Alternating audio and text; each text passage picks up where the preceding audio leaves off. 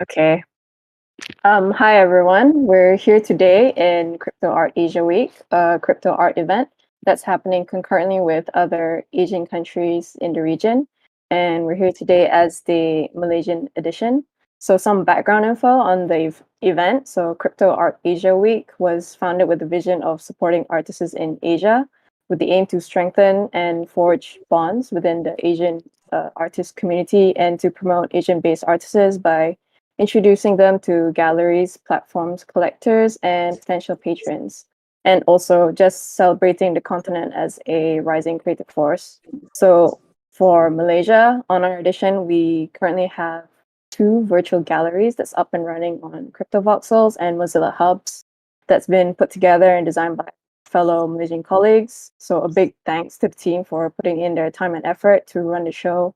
And for the audience, to get to the gallery, you can visit our Instagram at MalaysiaNFT.org and click on the link tree, as well as seeing what other events we have in store coming up from us.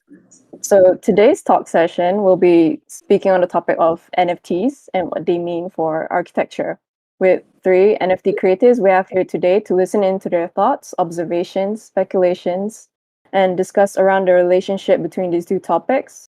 So NFT and architecture, it's never really been discussed together before. So, let's just see what meanings and threads of thoughts that we can conjure up today.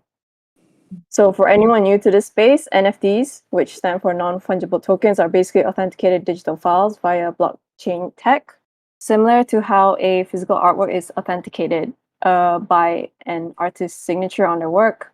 But what's interesting is that NFT is much more than just applications in art or creative works. It encompasses possibilities to digital files, information transparency, and merging of the physical and digital. So also for our audience who aren't from the design or architecture background, to understand the premise of our talk, architecture is not just confined to physical buildings. It's not just about building buildings. Architectural design also deals with intangible aspects of space and spatial design. So that makes it quite open. And the training and act of doing design has also equipped those who are trained in it a lens to responding to the world around us. And with that, I'll share a brief intro for each of our creative NFT creatives here. We've got Pamela Tan, Ahmad Salman, and Keram Sanchez. So Pamela Tan is an architectural designer who creates her artwork through explorations of art, architecture, and design. Her work aims to blur the boundaries between creative disciplines, invoking ambiguity in her art. She worked on the partial part of the Crypto Art Asia headquarters in the Crypto Voxel space. So I think she did the roof. Yes. Ahmad Salman is a registered architect based in Malaysia. He's worked on notable building projects in the country, one of them being the HQ for anti-corruption. Salman also built and designed the Malaysian NFT gallery in Mozilla Hubs, and his experience of doing so became a catalyst for him to explore the VR, NFT, and metaverse space. And Keram is our international guest here. He is a VR and game dev, actor, writer, futurist, music and film producer, and film director. He also created the VRTO, which is the Virtual and Augmented Reality World Conference and Expo, as well as the Fiverse Festival of International Virtual and Augmented Reality Stories, both of which he has been curating and producing since 2015. His independent productions have given a platform to many new voices from around the globe and has blurred the lines between the audience and proscenium. So now, let's get our conversation going on this topic of NFTs and architecture. I'd like to ask all the speakers, how did you find yourself getting involved with NFTs? What was the journey like to let you here today? Was it just your curiosity, or was it a natural transition from your own creative journey, or from what you were doing? So yeah, if anyone wants to go first. Well, I could go first. For me, it's both. Curiosity did lead me to this fun world. I guess for architects, we've always liked the idea of creating spaces. We've always trained that way. So creating spaces, whether it's in the physical world or the metaphysical world, or in the metaverse, it really is the same language of creating memories and public spaces and social spaces gathering. So now, of course, the world is shifting towards the virtual reality, and it is talking the same tone basically. So for me, it's more of a natural um, transformation, just for me to hone these skills and implement it in this platform. Yeah, I do agree with like what Keram said as well. I mean, not sorry, Keram, Salman. So yeah, like it is both like how to say like curiosity and like a natural transition to NFT. I mean, like it's very the way I see it is very organic. Maybe because like majority of our work is revolves around with like tools like in 3D modelings, and you already you spend most of your time like already like CADing and doing the 3D spaces of it. So it's like, and then then you get like the engineers and the contractors to build your work, but this time it's like you just remain there and just work on it. That's I think that's the difference. Just continue explore on that 3D medium. And yeah, like a curiosity in the sense that you start hearing from news and from people and from friends about like NFT and how to get in and everything. And then and that's where we slowly learn like how do you actually process it, how do you put your work up there, what's the pro and cons, and stuff like that. So yeah, it is like a exciting thing for me. But yeah, it just makes sense that how we kind of transition to it. So did you see it as something that could be an extension of how you work potentially? Yeah, definitely. I think like you've seen it in movies already, like scenarios of like what's it like to be in a space that is like living in the virtual reality kind of space in the future. Like some people, it's like, oh, it's certain characters are wearing like Oculus, and they wake up, they wear Oculus, and they go to meetings or something like that, or they go play games, So it's like kind of, if you've seen it in the film, you kind of could imagine it in in near future, this kind of. So I guess that reality kind of like made you easily open up to NFTs. Yeah. And okay. What about you, Keram? I know you have like background experience with virtual reality and augmented space, so it'd be interesting to hear like from your perspective. Sure. I come from theater and film where you're constantly constructing artificial realities, proxies, and inventing space and playing with the notion of space. Also, with game design, you want to create a sense of engagement, immersion, agency in order to transmit a new form of narrative and exploration of an idea. And with virtual reality, the whole fundamental nature of virtual reality is a kind of mental architecture. You're dealing with spatial grammar and dimension, right? So yeah, we work to even in the 5 Hours Festival that we run, we talk about narrative in a different way. Traditional cinematic narrative is an immutable, highly constructed, linear form of visual grammar. But with spatialization and non-linearity, you can infer narrative from setting in a different way. And it starts to reveal how we are constantly affected by psychogeography. If you, Werner Herzog, who I studied with, said that you cannot understand a city until you've walked it on foot. And the ability to move through a space emotionally and intellectually and socially is so different than the super flat world of the web that we've all been inhabiting for the past 20 years. So architects already know this, dancers know this, set builders know this, construction workers know this, but we have to foster a new kind of grammar that is spatialized, the new space age, right?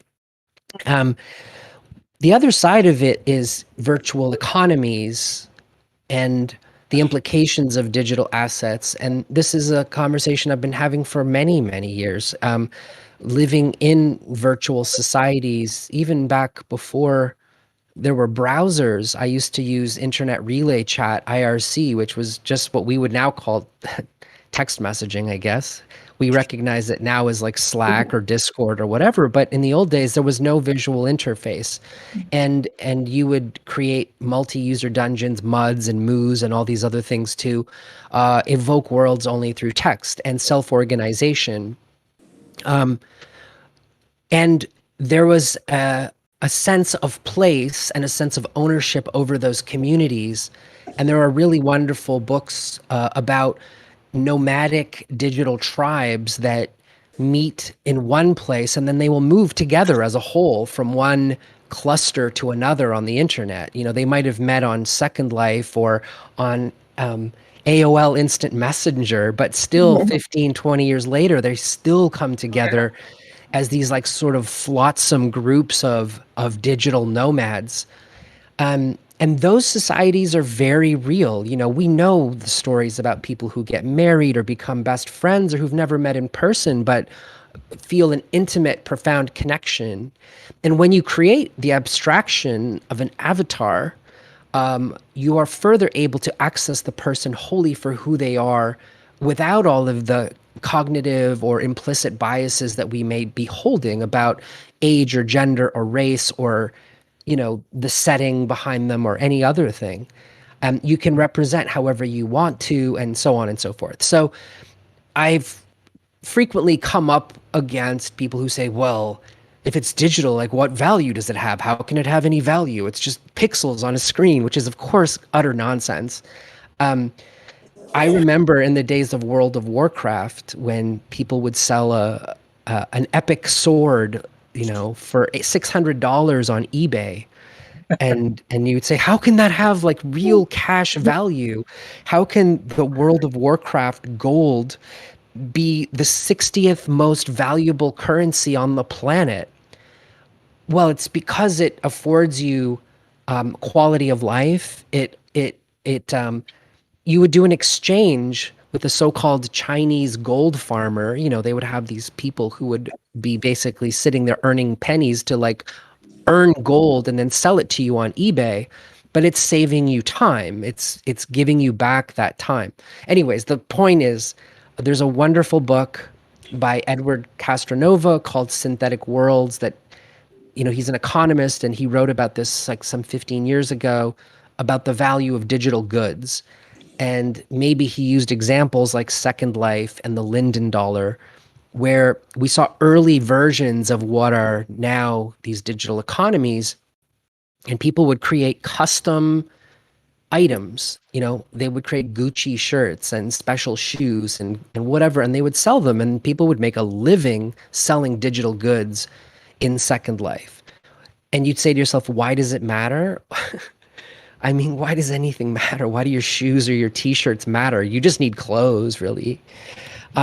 So it's a form of expression. How we curate the things in our lives are a way to not only express ourselves to others, but to understand ourselves by virtue of these expressions. And the thing about NFTs that's particular and, the logical extension of all of this is that there's finally some traction in the transaction. There's an immutable exchange that says, like, I made a decision on this item. I didn't simply drink from the fire hose of digital content flying by me on DeviantArt or ArtStation or whatever, but I have to stop and pause and say, well, I spend $1 on this. and there's an infinity between 0 and $1. You know, that decision is coming from a completely different place. So I'll pause there, but my I guess there's a third vector to this, which is really significant. The whole notion of blockchain as a technology. Sometimes blockchain, and often blockchain, is mistaken for a financial idea. It's not just about money. Blockchain is about smart contracts. And it's about decentralization and the ability to ratify these sorts of agreements without middlemen, or the requirement of some sort of overarching figure that can give permission to ratify these things, right? So there's a mutual trust that can be done, but even anonymously. And these smart contracts can be expanded, developed, modulated, all quite safely, because everything new that comes is predicated on what came before. So you have this safety that this thing is on the ledger. So several years ago, VRTO did a big summit on blockchain.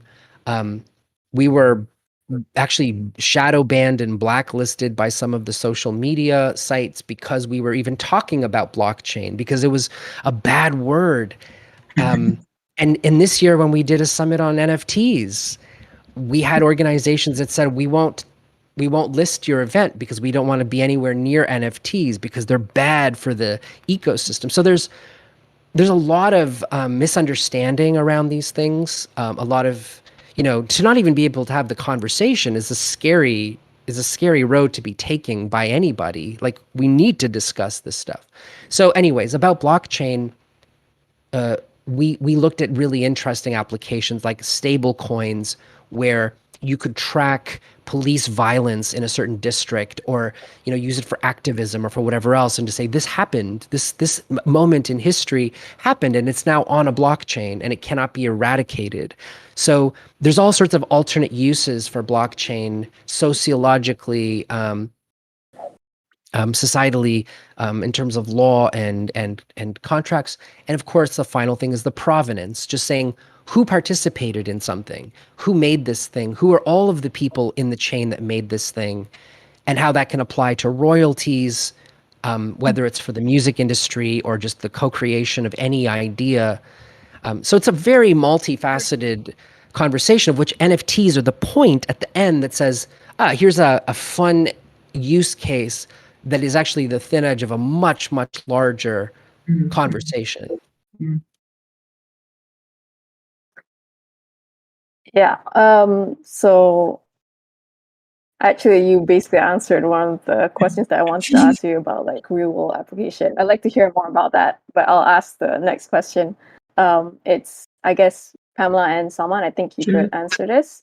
So now, like, literally talking about architecture within, like, the metaverse and crypto space, like, would you agree that is it just about building a virtual building and space? How would you define it, like, within your respective experiences? Like, how would you practice architectural design with NFTs or the crypto space? It could be anything. Yeah, definitely, it's much more than that. But the underlying principle for architects usually is, of course, you're designing space.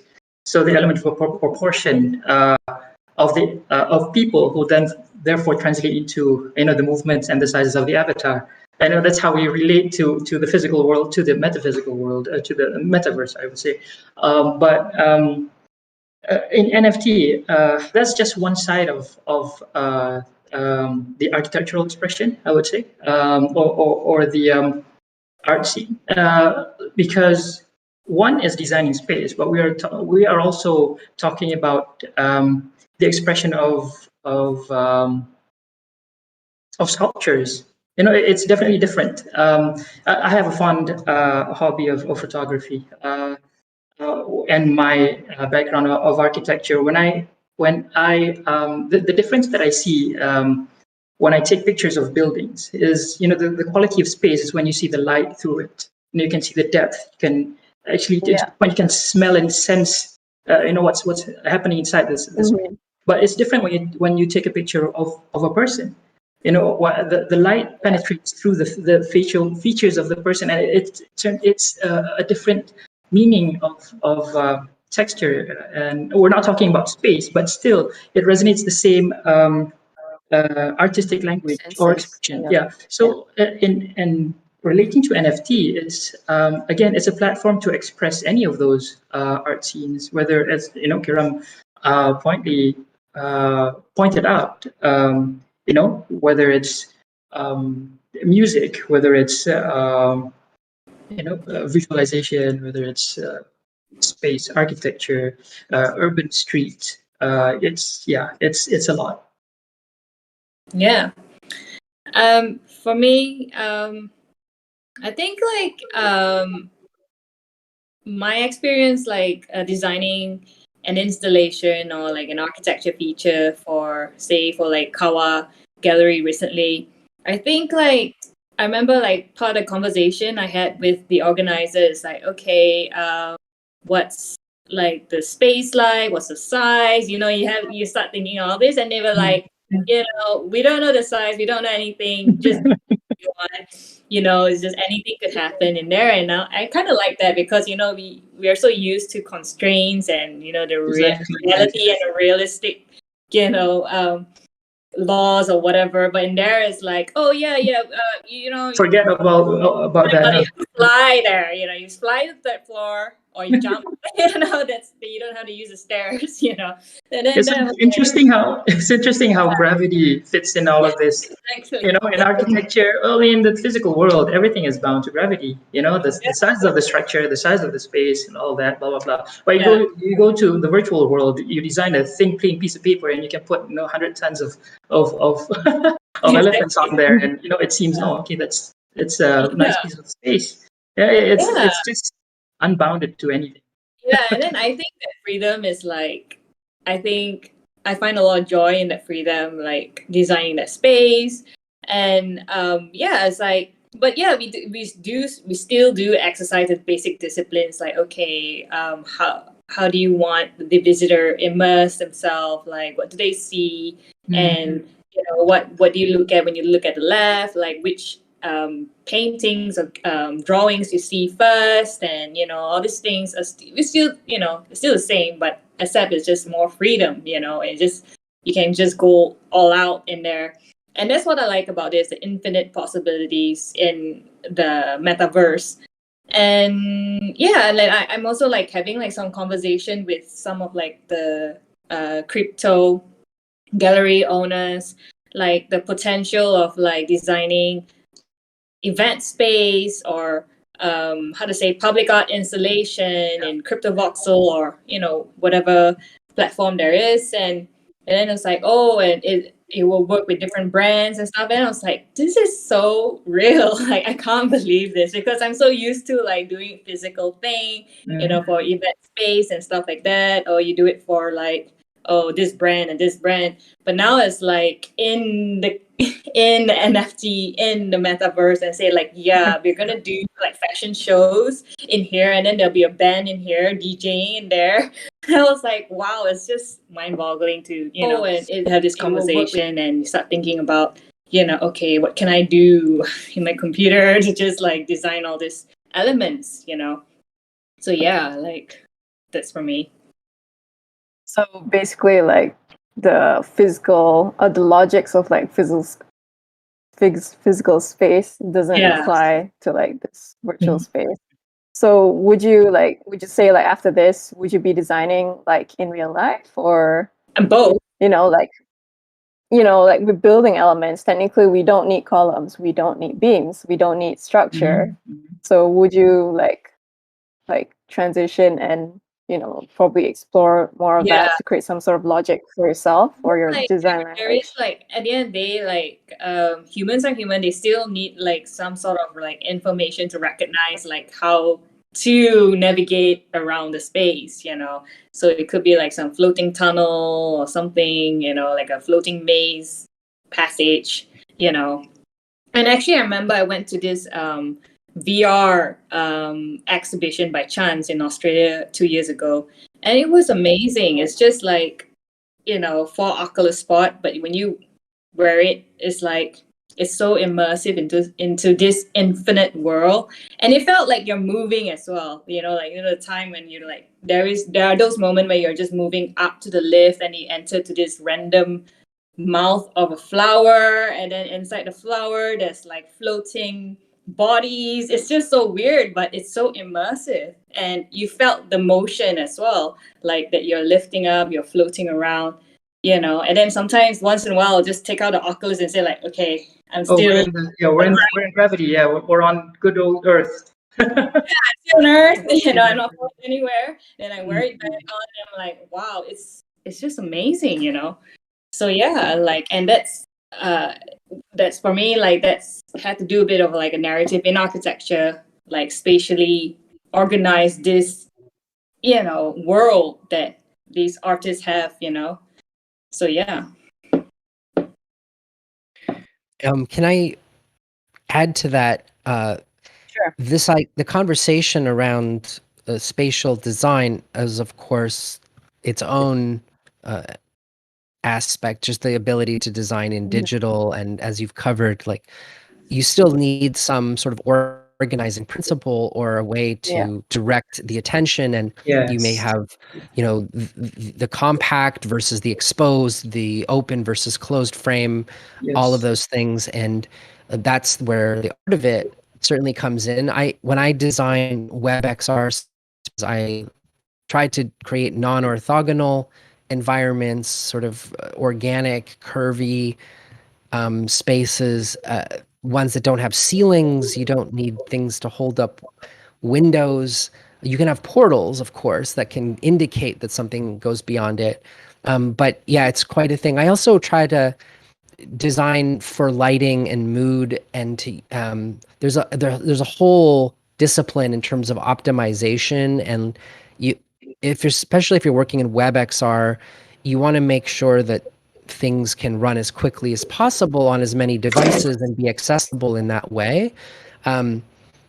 And so there's this other thing about balancing that and bandwidth, and it's an interesting challenge. But I certainly like to use all of the elements of cinematography and lighting to evoke mood additionally. We had a person with low vision who came to my crystal caverns, which were these winding, super organic tunnels, like you were almost walking through the organs of an animal, but they could not differentiate between the walls and the tunnels if there wasn't sufficient like high contrast or color lighting. And so the whole accessibility issue in design is significant as well. Another point I wanted to touch on in terms of what Salman said, with how things can glow beneath the surface of the skin or whatever, and volume, and the potential of volume, and seeing things dimensionally, even 2.5D, and just in parallax is its own design and emotional and implied sort of indication of what is close and far, what's important and what's less important, and what's prioritized, and so on. And then the final thing, which may prove as a segue, is like the connection between. So all of that is its own interest, like just designing digital spaces. That's fun. It's an infinite conversation. People always are like, poof. But what does that have to do with NFTs? And what happens is you have all this sense of freedom, like, oh my God, I don't have a budget. I can do whatever. It's as big as I want it to be, right? But what does this have to do with NFTs? Well, what it has to do is if you suddenly have to pay for a piece of real estate that's a finite amount of real estate, whether you're in Decentraland or crypto voxels or whatever, then all of this stuff comes back because now you have a budget. You have a spatial budget. And there was a thing in Second Life where people could not afford a large parcel of land, but they could afford a row of pixels, and they would just build pixels like straight up to the sky because there was no limit on how high it could go. And so it forms its own sort of creativity. Like, it doesn't follow the laws of natural physics, but as soon as you put, again, a cost to it of some kind, or some sort of friction or resistance, you say, okay, now there's new rules here. The laws are, I have an 8x8 parcel. I have to use voxels. how do I use that creatively in its own way? And we all know that constraints are a very powerful tool in terms of creativity, right? If I just say do whatever, you do whatever. But if you say, but you can only use the color green and you can only use it in 5 feet of space and you only have 3 days to do it, then it squeezes out a whole other kind of inspiration that's required. Yeah. Of course, I mean, just to add to that, the whole thing about boundaryless, it's, of course, that's NFT, but if you look at the quality of a certain art, you have to have limitations. The beauty of an art piece is once you've overcome those boundaries, you can see the value of it. I mean, yeah, true enough, like Keram said. And my experience in designing the Malaysian NFT gallery, the currency or the limitation was polygons. I could design as much and as big as curvatures of a building that I want, but in the end, your polygon exceeds certain amount, people can't go in it. It's true. Yeah. Of course, in the end, we have limitations, and what is art without limitations? I would say. Yeah. I would say like designing spaces in crypto voxels has a lot of limitation. Like I did majority of the design through Magic of Voxel. Then you export and import it into crypto voxel, and then apparently like there's a limitation to import like large voxel into crypto voxel, and then I have to slice the design into smaller parts so I could import it in. Then I realized like okay, then that part ran out of space. Then I have to like import in like the smaller voxel style, and just and it's like no wonder everything looks so pixelated. So I was like, yeah, that was part of the constraint, and also the color scheme and everything. But with those constraints, like that helps you to finalize your decision on like the shapes and the elements you want to design in there. So it kind of helps in a way, for me. Because there's nothing more magical than like today, Ben Nolan, who is the creator of Crypto Voxels, he tweeted, I really like this space. And it was a vapor wavy, super freaky space in Crypto Voxels, same size as all the parcels beside it. And what was extraordinary was that on my iPhone, I could click the link and immediately was in there and immediately able to move around. No glitching, no judder.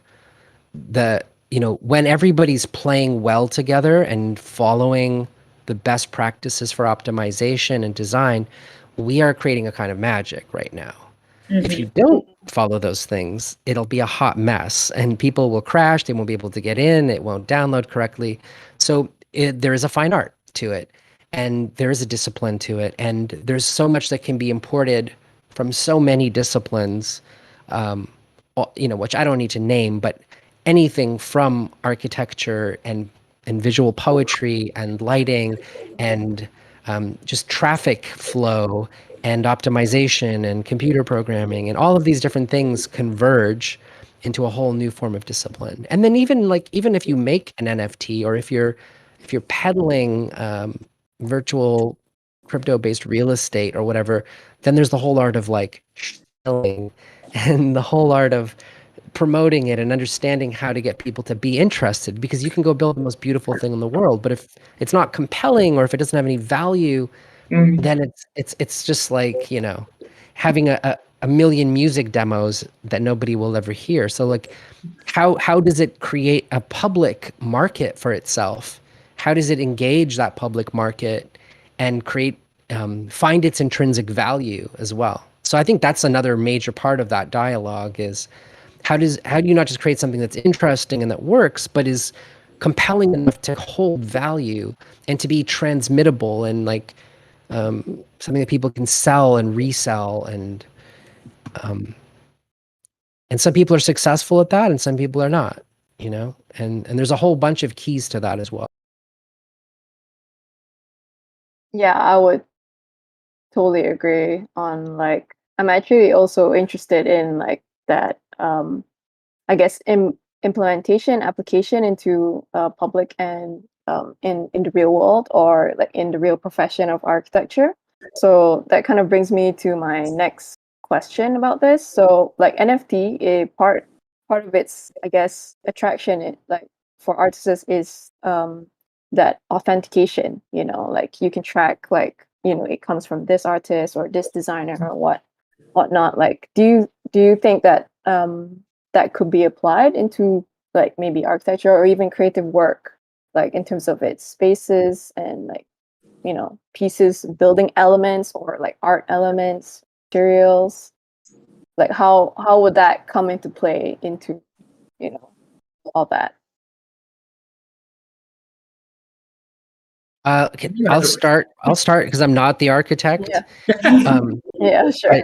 but one thing that I've seen is the conversation. Well, there's several conversations because there's one about the public versus private assets. If you're capturing things volumetrically and they're publicly funded public spaces, right? And then you want to go sell that on Sketchfab. Like, what is the implication of that? Who owns that asset? Do you have the right, if you create like a photoreal, three-dimensional, to scale, like virtual asset of the government building, can you go sell that?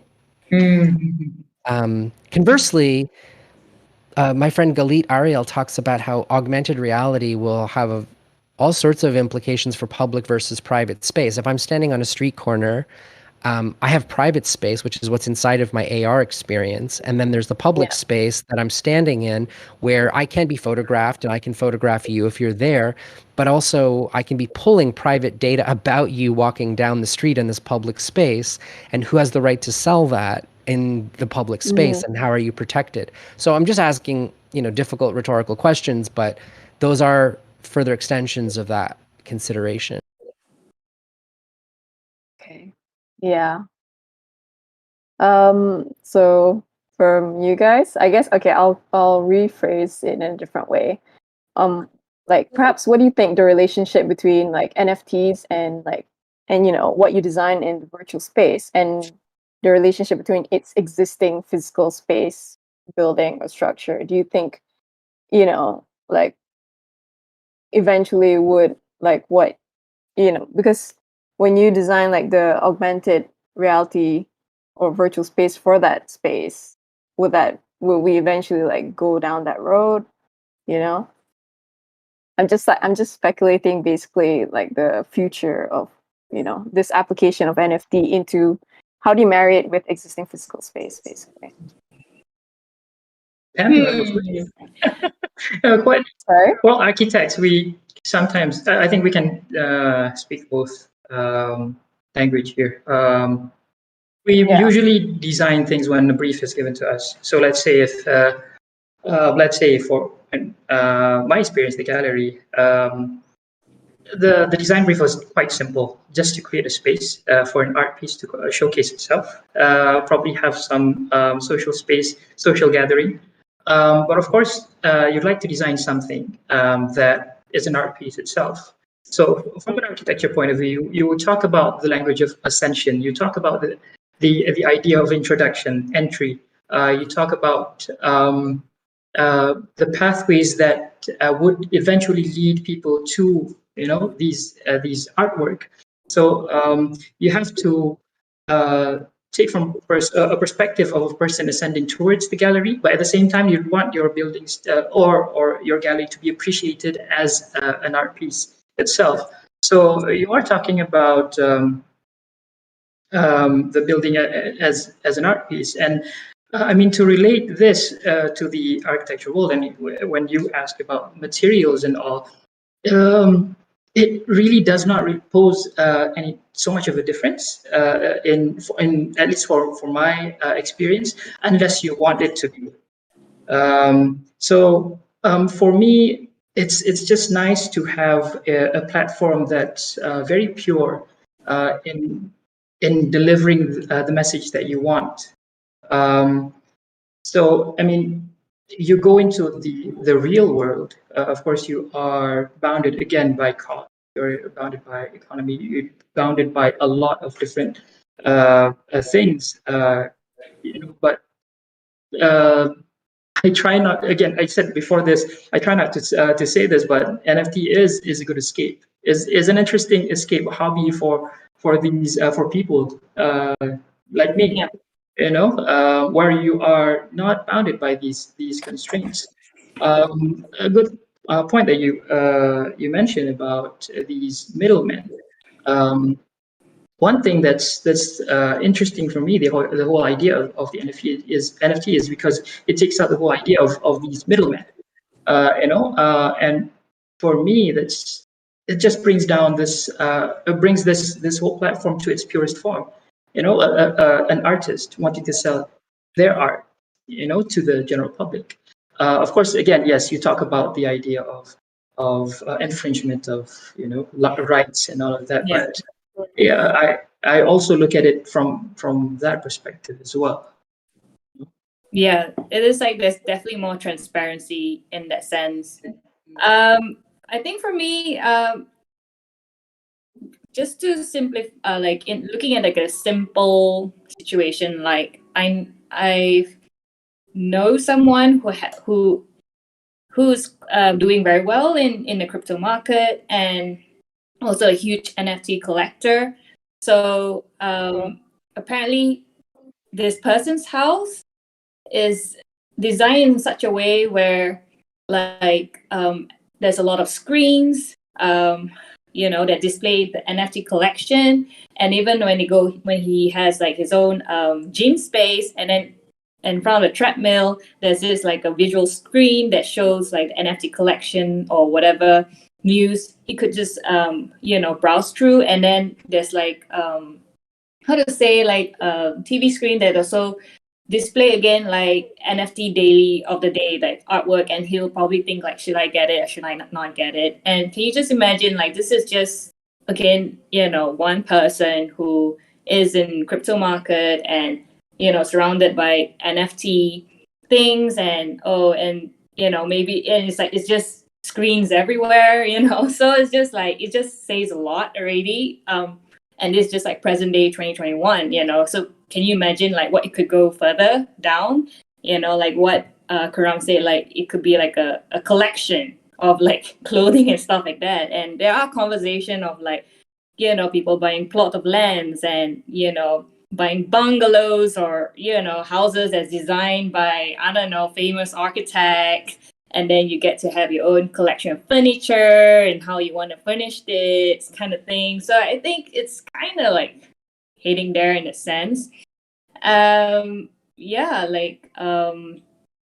think like in terms of like event space and exhibition, I think like okay, like the obvious one like Team Lab already kind of like introduced a lot of people in public about virtual reality, but in projection screen mapping kind of sense. And now it's like implemented in like in hotels, in cafes, and that's like the hotspot around Japan right now.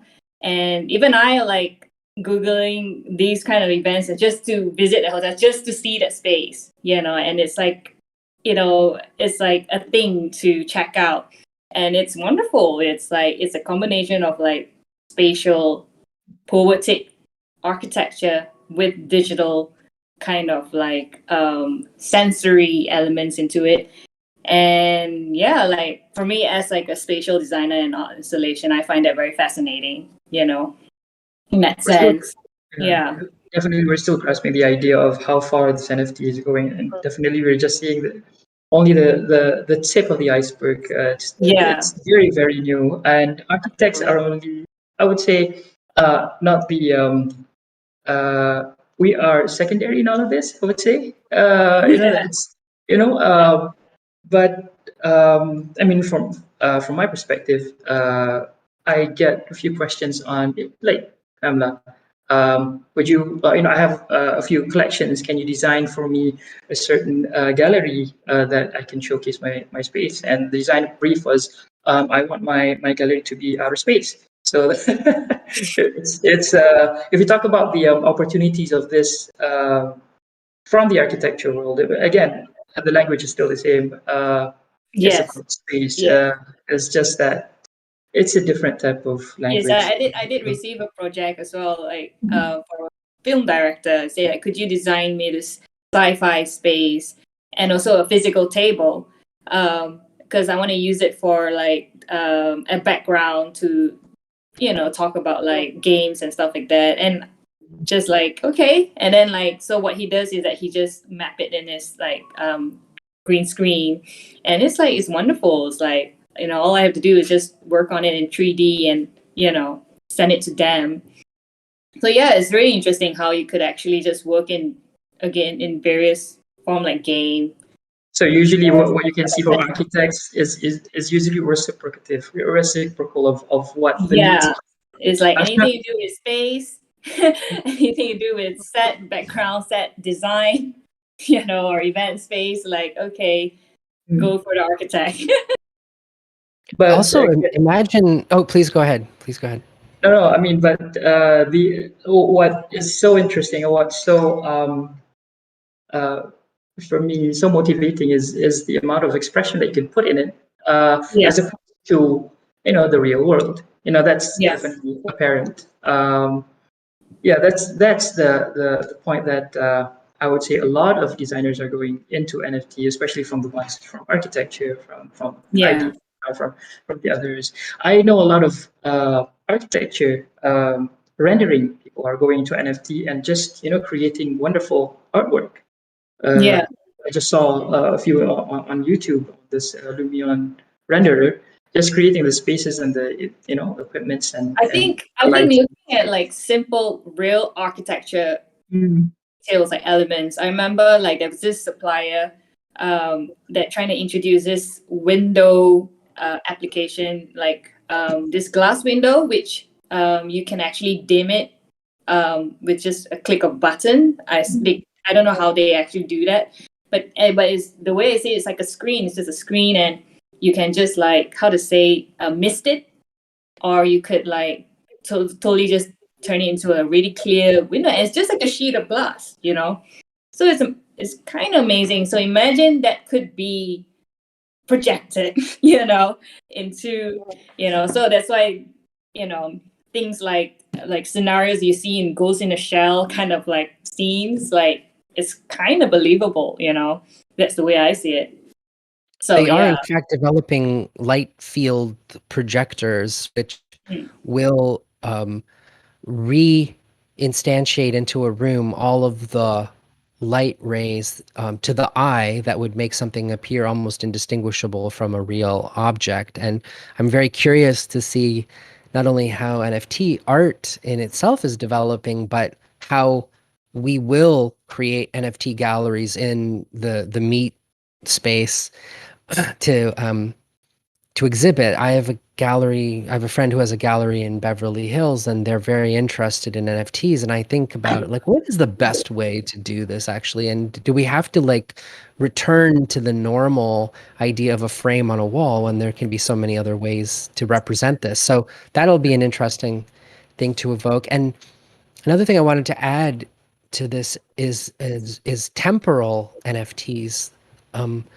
William Gibson writes in many of his books, especially in Spook County, about going to a particular spot, like going to the Viper Room on Sunset and seeing the death of River Phoenix, the actor.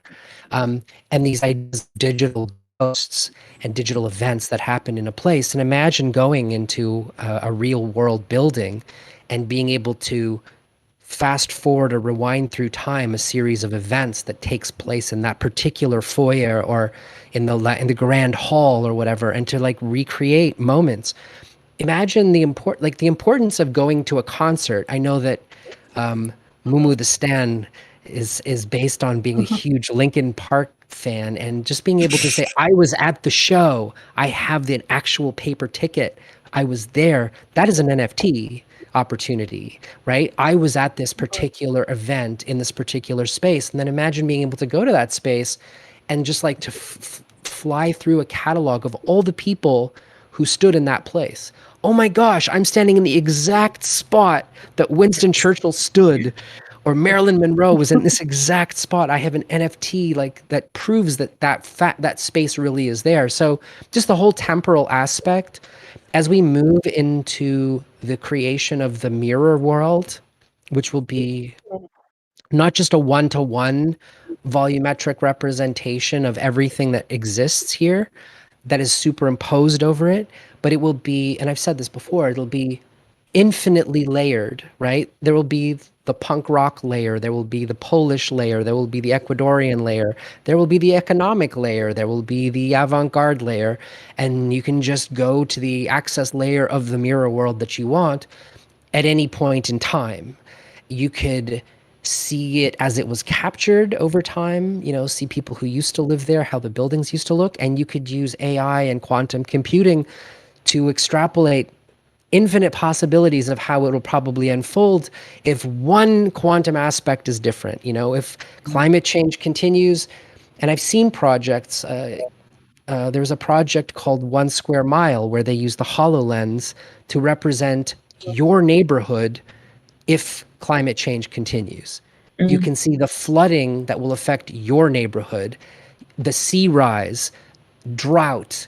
And so that has a far more powerful emotional impact than just saying, climate change is going to be bad for those people. Yes. This how your block is going to look when it's 12 feet underwater. So all of these concepts of like volume and superimposition and putting that into a blockchain, and so it's immutable. Like you can't change the fact of that Marilyn Monroe really was there, or that there was a flood, or there was an act of police violence here, or that this person was born there, is an entire other consideration, the temporal consideration. So basically, it's like you're able to inject, almost like a memory or like something that's already happened, and that could probably enhance like elements of the space. Like it could be, just on a column or a wall or just floor, or like, and perhaps, and I guess you're saying that you could also, it's something that you can use to project with AI to simulate like, of a future that could happen based off, with real data and all that. That is actually very powerful. Yeah. I'm also curious about like, with us living in this future of like virtual spaces as our public spaces. And since we control a digital identity of ourselves, whether it be like, social media or like gaming avatars, could like this layer of digital space actually take out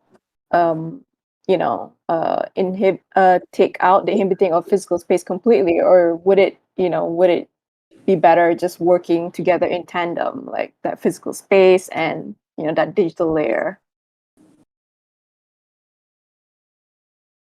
Do you think that would be like like the direction that we could be heading into, or like a new way of designing? I have Like, a that's 6-year-old son, right? As much as Yeah. he is at home, being by himself, he always wants to play with his daddy's iPad. At Yeah. the same time, we know how important it is for him to converse with other children. So I think it really can be mirrored to what the question you posed. How good or how bad it is. It really is a double-edged sword um, that we can use. And previously we have pointed out, it can be used as a provocation, to highlight the danger of climate change.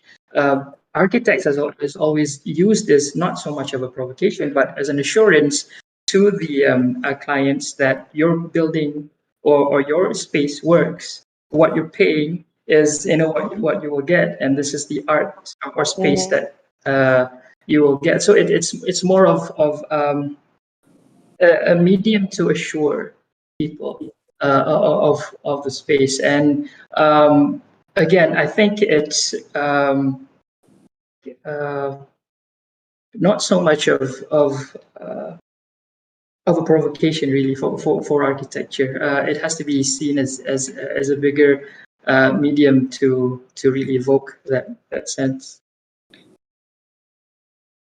I don't know, Pam, if I think for me, I see Do you think it. we'll be going Sorry.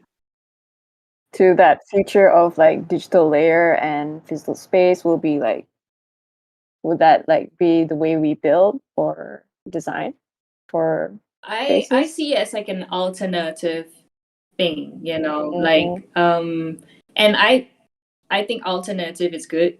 It's good to explore on like this various option, and it's really up to us, society. How do we, see how we navigate it? How do we accept it to our culture and everything?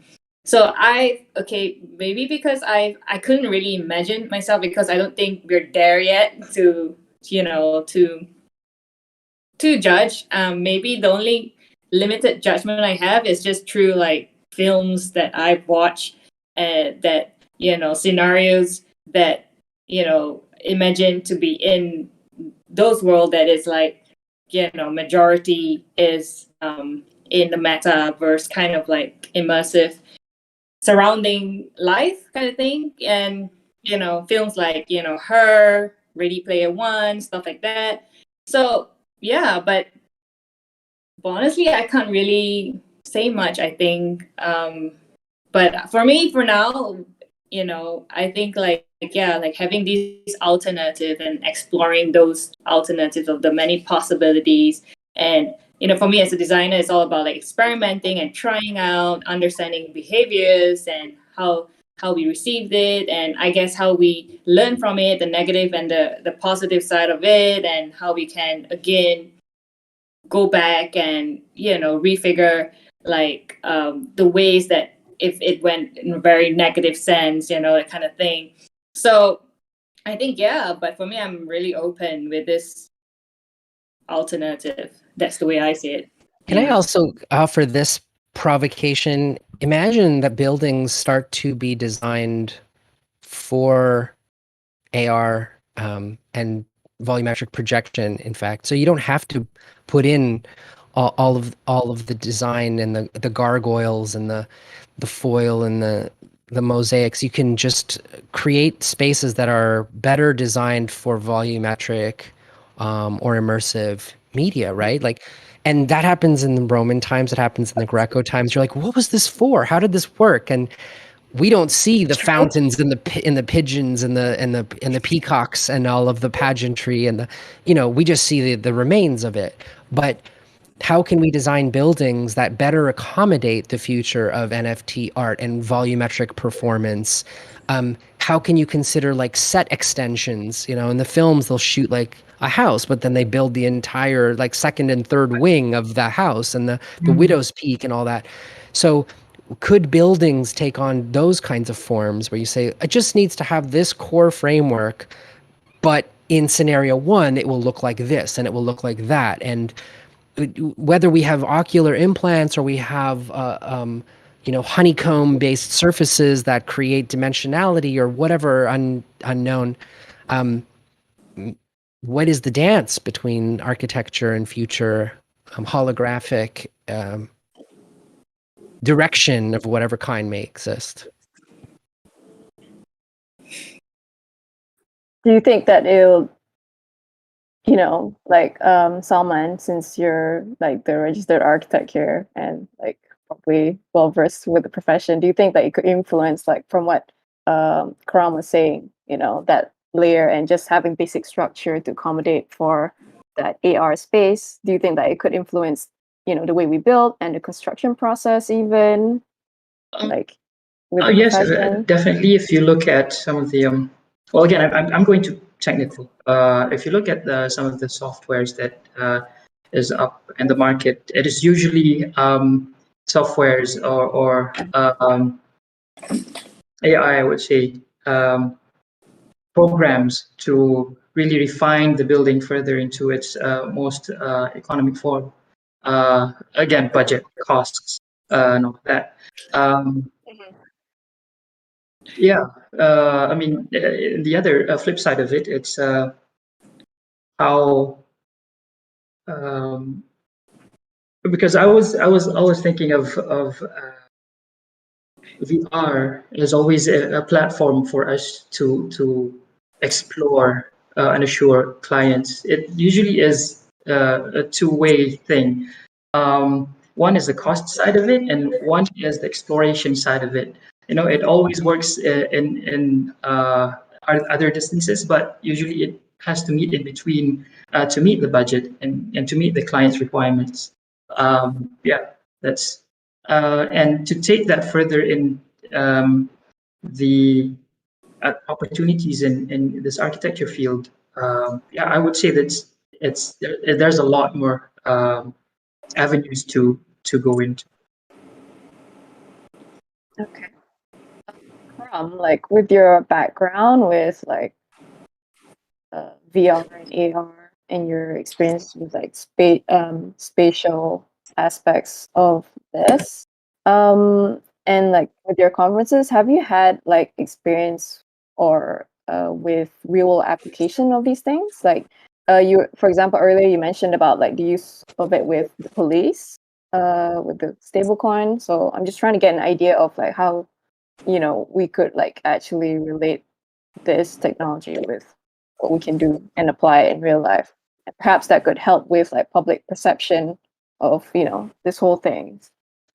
Yeah, I mean, I want to make sure that it all does stay related to blockchain and NFT, but I do think about projection mapping. You'll have intelligent surfaces, you'll have whole buildings. I mean, I've heard the craziest stuff over the last few years. Hard to believe it, but it's coming. I mean, just this week in the news, they're talking about how in China there's like a qubit quantum texture computational textile. It's like a mesh that will handle quantum computing. I've heard about that the surfaces of buildings will be light field projectors, which would make the building effectively invisible to your eye if they wanted it to be, because it could camouflage itself, or it could just appear to be anything. And then you get into an entire philosophical conversation about what is real, and when is it real. There's the other thing is like we're speaking in highly visual terms, but what happens if you appeal to all of the senses, or you address all of the senses, and what do you do if people don't have sight or hearing, or how do haptics work, and what will we learn about sound and waves and frequency? And you could direct a person through a temple with nothing but sound frequency, and that is the deeper, richer conversation around spatial media. And I think that one thing is perhaps NFTs and blockchain will be a way to help to prove that what you just experienced actually really happened. We could eventually lose hold of the rope and just be not sure that anything is happening at all to us. We are already living in a highly biased cognitive perception. I mean, what we see has nothing to do with empirical reality or objectivity whatsoever, and it can be easily overridden, and we can be easily fooled. And so perhaps this global consensus contract will say what you just think just happened did happen, or what somebody's telling you happened did not ever happen. Like, it's not on the blockchain, you're just tripping out, like so I know this is like some deep sci-fi, but this is not. This is like next 10 years kind of stuff. The whole idea of digital effigies and being exhumed, like if you die, and who has control of your data set, and who can exhume you and reanimate you and do whatever they want with you. There's a film called The Congress from 2015 where Robin Wright Penn, who plays herself, is volumetrically captured, and they say, if you never act again, we will take over your body and put you in all of the great movies for the rest of your life, and no one will ever know that you aged past 35. And she says, I'm not going to do it. I can't be in porn. I can't be in bad science fiction. Like, I'm not going to do it. But eventually she goes, okay, fine. And now she lives in their hands. She doesn't live in the real world anymore. It's like she's their property, right? So all of these things are going to become very important implications. I don't know if I'm still on the question, but I do believe that the one thing that NFTs and all of this creativity and skill and technicalities and engineering have in common is that there's a certain traction that takes place by global consensus, and that it is not controlled by a central party who decides what the significance of that is, right? That is why this is such an impossible to reverse revolution of what is happening. And you can take it down to a simple JPEG, but what the meaning of that JPEG is vastly more important than all of those other things. So there's still actually very much to explore, I guess, within the space, and I hope like this, like what we talked about tonight, at least like at least for me, it kind of improved my understanding of what it could be of our application here in the real world, spatially, or even in this society. There's a question from Moon, actually. What do you think about NFT as digital certificates, like for real estate? Also, the transparency of the blockchain and smart contracts that could take care of the not nice business of architecture. What do you think about NFT?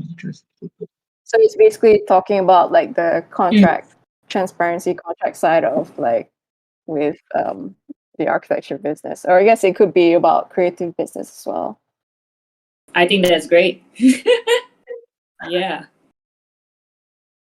I mean, I guess it could be like, when I asked earlier about like building elements, I was wondering whether, NFT contracts could be the way that you do your business now, like with your suppliers, with your materials. So then like every element of the building, you could probably like claim royalty on it, like what you designed for it, what you gave for it, like the engineers get it for their structure, like the architects get, their signature, whatever it is on the building, And there's like legitimate standards of like, that you're Do you think that it would? Yeah, sorry. Do you think that it would like solve that not nice side? Do you think, Salman? Sorry, yeah, It's hard Salman. to say what the not nice side of architecture is. I have to delve in deeper into what this question entails. But if you talk about as you point out, materials and how we can claim a royalty out of that, it's basically we creating those materials ourselves and claiming a certain percentage out of the things that we have made. In the real estate, in the NFT world, I think that is definitely possible. So that definitely trumps whatever that's happening in the physical world. It can be done. In reality, there are some architects who have gone into supplying materials, or I mean, I'm talking in the same grammar of NFT and the real world, I guess. So coming back to that, architects have gone into being suppliers, material suppliers for buildings, and I can see that in relation to NFT, if that were to be done, yeah, definitely it can be done.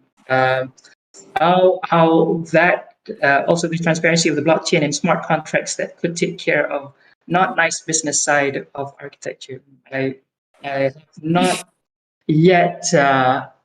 I guess I've understood the aspects of contracts in NFT to really relate that to the real side of the world, I guess.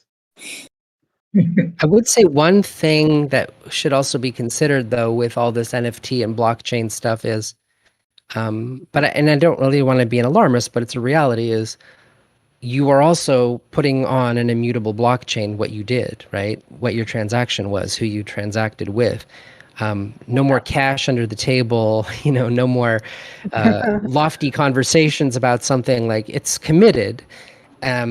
So that's okay if you use it for the right things at the right times, but you don't want to necessarily use it for every single thing. And also, anybody can look at this ledger, right? Yeah.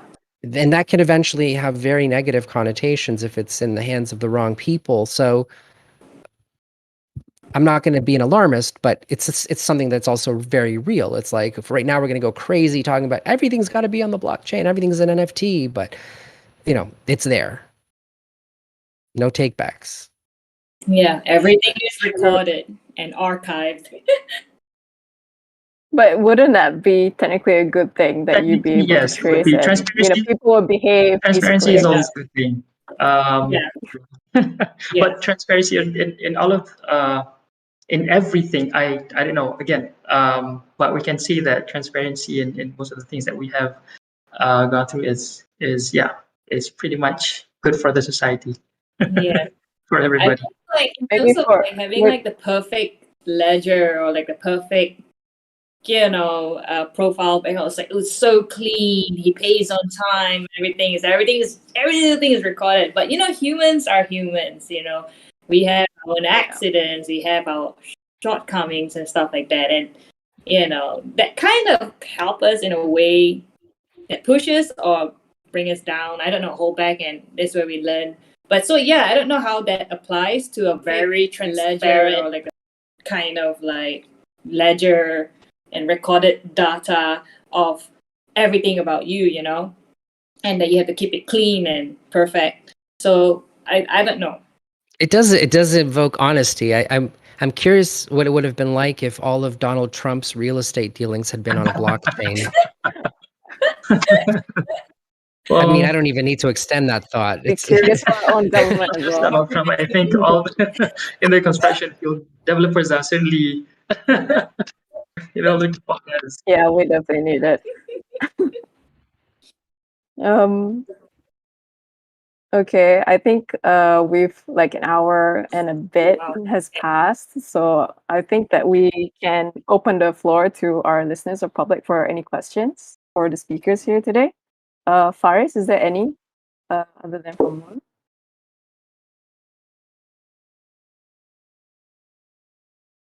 Okay.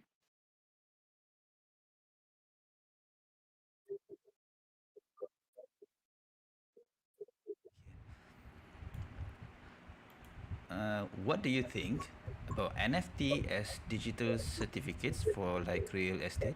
Also the transparency Oh, of yeah. the blockchain. The question that we. I think this one. Oh, that one baru je. And then Yeah. there's another one. Would we look to buying architectural design through blockchain, and will it help provide better value of design? We look to buying. So the question was, will we look to buying architectural design through blockchain? Will it help provide better So value of design? property, crypto market talk right now. I don't know if we can say it's a better value of design because definitely. We were talking about the real world and the metaverse. We're questioning about reality. Currently, the nice physical world is better than the ones in the metaverse. For me, the value of the true value of the architecture is still the building that you can touch, you can taste, you can smell. You can be and sense the true volumetric space of that area. You can actually sense the heat of the space, the light value of space. So that's what I can say about that, because I think for real estate architecture, it's still, and I'm just talking from my perspective, from my limited knowledge in NFT. Yes, people are buying real estates in the NFT world, but I think it's still not a better side of the design side. Okay. Okay. Yes. All right. I think for me, I wouldn't compare it because they're so different. Like real world has own nature is different, a different organism, and it's just a very different thing. It's real, and and if you think in the sense where the metaverse is trying to mimic the real, I think it's for me, it's different. I can't look at it that way. I think the metaverse is a metaverse and the real world is a real world, and I will separate that, Yeah. And in terms of like designing things for in a metaverse world, it's like, again, there's infinite possibilities, and I see it as an alternative kind of tool and things to look at. I think same conversation like what people say, oh, I prefer manual drawing than digital drawing. But I see it as a different thing. It's just a different palette, a different medium, you know? Yeah, so you can't compare it that way because, it's pencil and paper, and another one is another canvas, which is a digital canvas, So I would say that both could be equally great, or, it's just depending on the user and, but for me, I see like, I could imagine creating something different, but yet equally amazing of what we can experience in our present day, like physical real world. But in metaverse, it's just something else. It's just different. And the thing is, we haven't explored so deeply yet. But you never know if you never try. That's why you have to again try something, and it's something very different that you haven't experienced it before. And that's for me, it's very exciting, and that could be it could be equally tantalizing, but in a different way of how you immerse yourself in a forest, but you're immersing yourself into a digital infinite space of like a cave of something, so again, that's how I see it, no good and bad. Google made an enormous investment into my home city of Toronto, Canada, to build a smart city, the world's first smart city powered by Google. It was going to be called Sidewalks, and they were going to take over the whole lakeshore. They were going to have recycling stations and intelligent sidewalks and parks and all of these different things.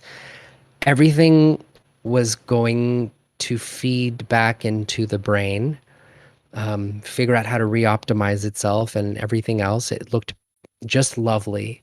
It totally failed at the end. They just said, no way. This is like an invasion of every kind of privacy, and we are not handing this over to Google. So I love these ideas of protopian futures, but we also know what the history of utopias are. I mean, they typically don't work out too well, right?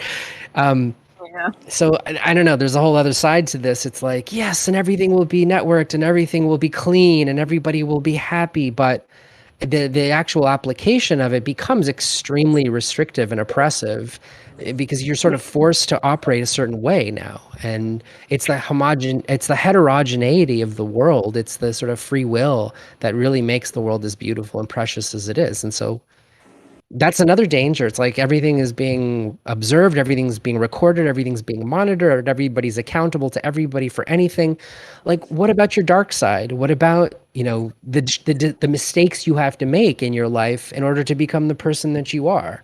I'm not even going to get into all of cancel culture and everything else, but I mean, there has to be a point at which we can allow each other to make mistakes and to forgive and to learn and to transform and to pivot. And if you say, in this day on that year, you did this one thing and here it is on the blockchain and you will be held accountable for the rest of your life. I mean, nobody will do anything. Like, nobody's going to go out. No one's going to talk to anybody. No one's going to take chances, and that's a very important implication, I think. True. The next question is from Top Design Framework. What are the digital and financial infrastructure that needs to be prioritized to establish the NFT rollout for creative practices, the construction industry, and a smart city? I guess partially was answered. Yeah, sorry, I was reading the questions. Oh, it's okay.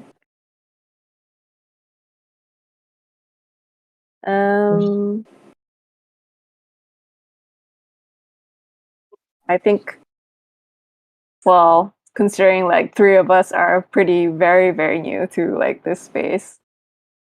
For Keram, perhaps you have past experiences that you could maybe What are the share or digital like and financial relate? infrastructure that needs to be prioritized to establish the NFT rollout for creative practices, the construction industry, and a smart city? I mean, a lot. We're very, very far away. I mean, nobody uses Bitcoin really transactionally except for a specific kind of transfer of assets. It's kind of like the Segway that they thought was going to revolutionize cities, and then nobody really adopted them because it wasn't practical on a day-to-day basis. And also, right now is that moment where there's just so many methods to do this. There are a lot of interesting coins that do a lot of interesting things. A lot of them use consensus. They allow people to vote. You can stake, and by staking, you get dividends and you get interest. But they're all taking different approaches. Some of them are there to hedge against risk. And I think it's really important that we just allow that time to happen and we let all of these different experiments and approaches operate in a sort of free market and say which of these methods works. Some of them are just scam. The white papers have no substance to them, but some of them are truly brilliant and are better than what already exists. So I cannot say what sort of digital infrastructure would have to be there, but adoption would be absolutely essential. People have to actually use it on a practical level. It has to be working. Hikitnunk, which is a framework that was designed by Rafael Lima in Brazil, is something that worked. It was a marketplace for NFTs that people, I'm sure, who are attending this are familiar with by now. But he got a grant from Tezos to build an infrastructure for the exchange of NFTs. And there was an audience that was there that wanted that because the transactional fees of Ethereum was extremely high. It was prohibitive. And he was able to do it for pennies. And it found an audience with people who wanted to transact quickly, cheaply. And then it built an enormous grassroots movement that was totally organic and actually was more successful in many ways than these much larger initiatives that had, A or B level funding. And that was the model that needed to work. Of course, it was vulnerable because it was one guy developing it, and it was easy for somebody to discover there's a problem with a contract, and but then it adapted, and because it wanted to persist, because it wanted to continue, it wanted to succeed.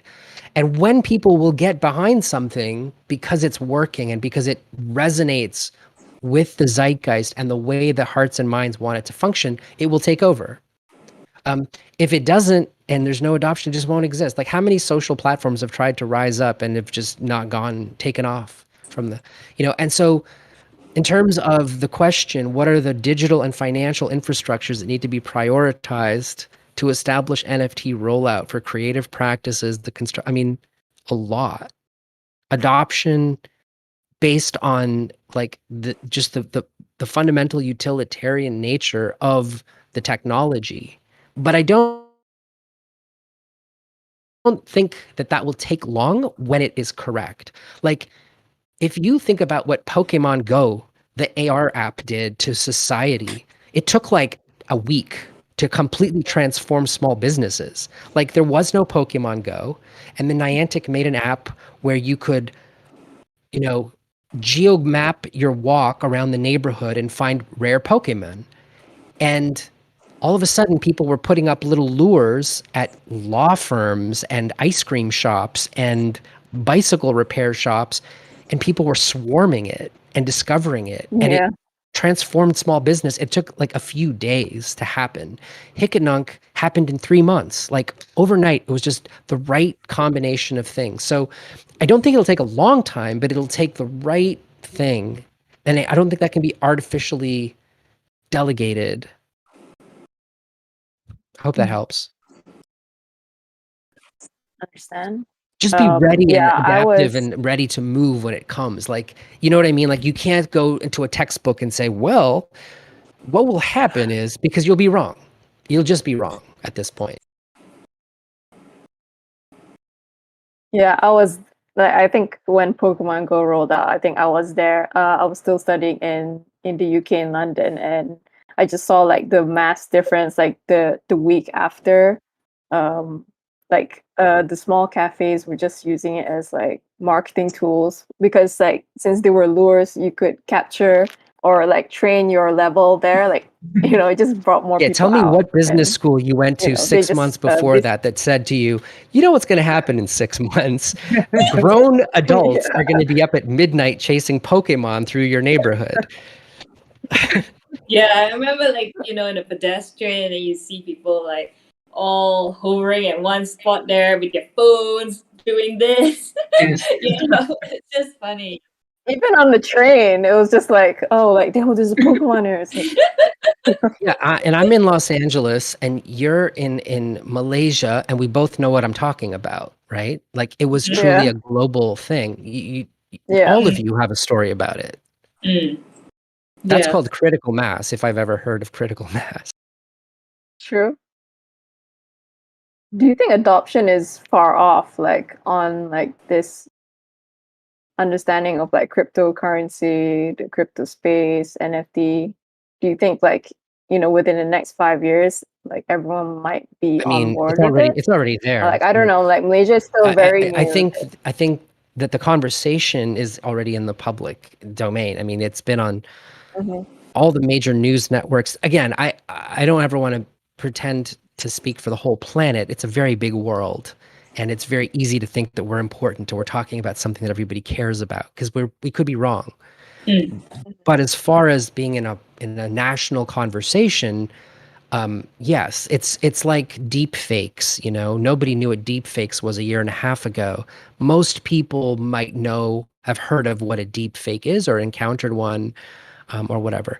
However, I will say, running conferences about these things, it's extremely important to not ever become presumptive, thinking that any of this matters to anybody. Like with virtual reality, if you're in it, you think, oh yeah, it's like there's like 3 million people in the world who have VR headsets. Like it's extremely small numbers, and architecture is a much, much bigger subject.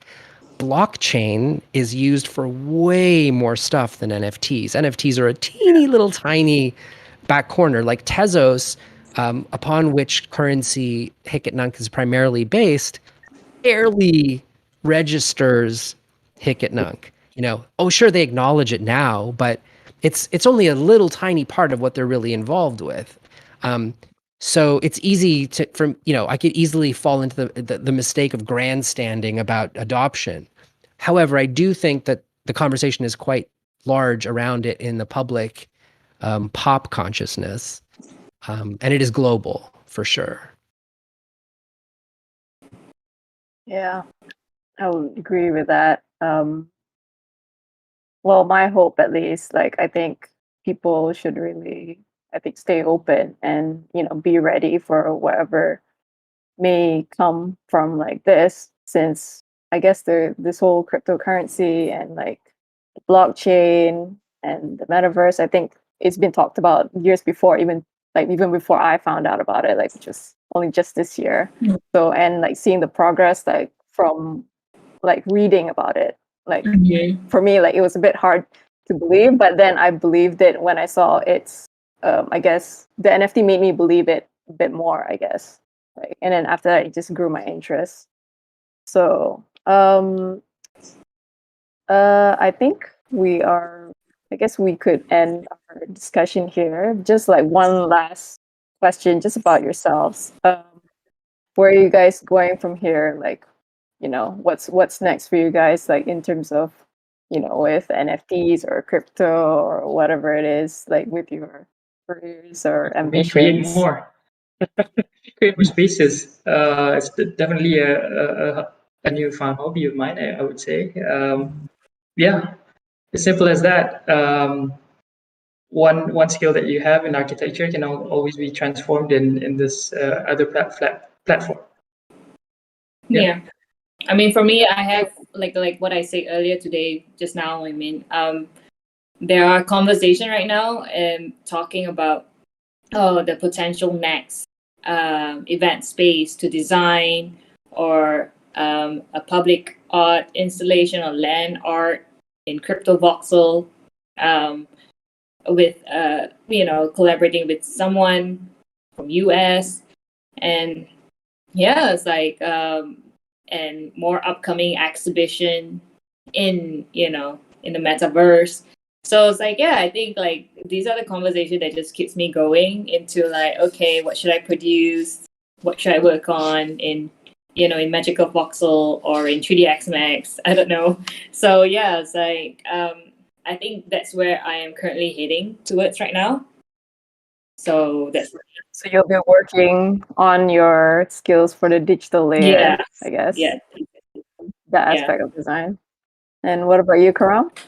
Well, one thing I think is important is right now there's a lot of interesting ideas, and we haven't fallen into like a Facebook funnel, where all the styles look the same and there's just this very wide expression of ideas and styles. And we're at the very beginning of that. Like, wait till the kids come in here and really start to express themselves at the WebXR level. Like the Minecraft generation starts going crazy, right? Yeah. But I do think that these spaces should start getting minted. Like, I've already built a lot of really interesting WebXR spaces, but because of code rot, 6 months later, it's hard to go back to them because WebXR code changes very quickly. Google could push an update and all of a sudden those spaces are broken unless they're maintained. So having a way to preserve this work on the blockchain would be really important. And I think that that would create an important legacy, or just preservation of the work. As far as what I'm doing, Yeah. I'm preparing for the 5 Hours Festival, which is in the fall, and it's going to be an actual hybrid event. So it'll be very interesting to see how a post-pandemic virtual reality festival with the hybrid component will all interplay together. okay. Sounds cool. Yeah. Very interesting. So I guess that concludes our talk and discussion tonight. I hope like what we've tried to unpack, like the relationship between NFTs and architecture, or just spatial design and like the creative process. Like, I guess they're not full answers, but there are clues to what it could be or what it could lead us into for like real world application. And and I hope like seriously like this gets adopted and maybe this is something that can be explored. And obviously this is just tip of the iceberg. There's so much more, and yeah, I'll be more interested into like reading about implications as well, so physical and digital space. Yeah, so thank you to our speakers for like their thoughts and sharing with the public on this. I hope everyone's enjoyed at least the discussion here tonight. Yeah, thanks everyone. Thanks for having us. Yeah, thanks for having us. Thanks so much for inviting me. Good night, Night. or good morning to Keram at least. The sun has come up. Yeah, you can Yeah. see it rising.